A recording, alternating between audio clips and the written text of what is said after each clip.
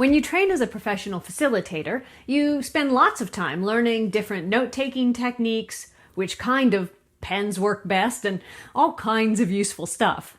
Now, out of all of that, I've selected the 3 tips that make the biggest difference for people who are just getting started and for making sure the notes you create are valuable to your team and your organization. Tip 1.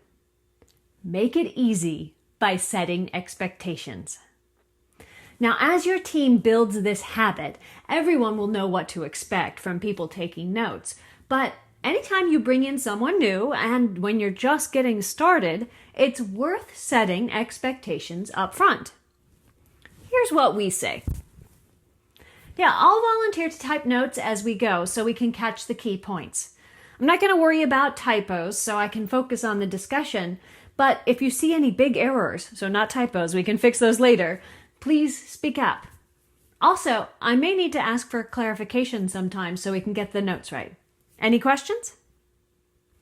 However you word it, the key expectations to set that make this job easier are: the designated note taker is a selfless volunteer acting as the representative hands for the group. It could be anyone. Maybe next time it will be you. Don't worry about any typos or other nitpicky stuff. That can all be fixed later. Focus on the discussion and catching just the key points. And help out. The volunteer types, but it's not their job to get it right by themselves. The whole group is responsible for making sure that what the volunteer types reflects what they understand. Okay, tip 2. Just write what they say. When you take a note, write down the actual words the person said. Don't paraphrase, don't put it in your own words, just use the words that came out of their mouth. You can skip the filler words and the details. You don't have to write all the words, but just the ones that capture the idea. Now, this is a critical point because it's about respect.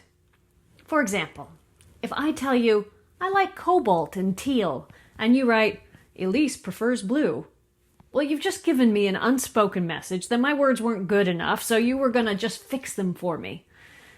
When you do that, when you change people's words into something that you think is better, you shut people down. And that's not the goal. Besides, you might just be wrong. Like, blue is totally not the same thing as teal. Come on. Now, this tip takes practice, and it means you have to listen closely. So let me give you a way to think about it that makes it easier. When you're taking notes, you don't have to spend any energy guessing what to write. What they say? Write that. It's just that easy. Tip 3. Review and confirm the notes before you leave the meeting. So this is the final tip. Before everyone leaves the meeting, take 5 minutes or less to review the notes and make any changes.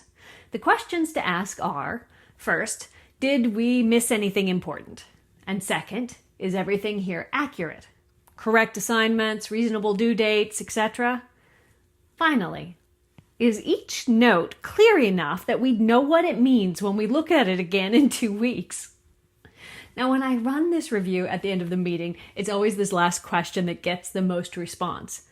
Often we'll find we have action items like, schedule a meeting for the 2nd, or share a link to the new report, which seemed perfectly clear when we had all this context in the discussion.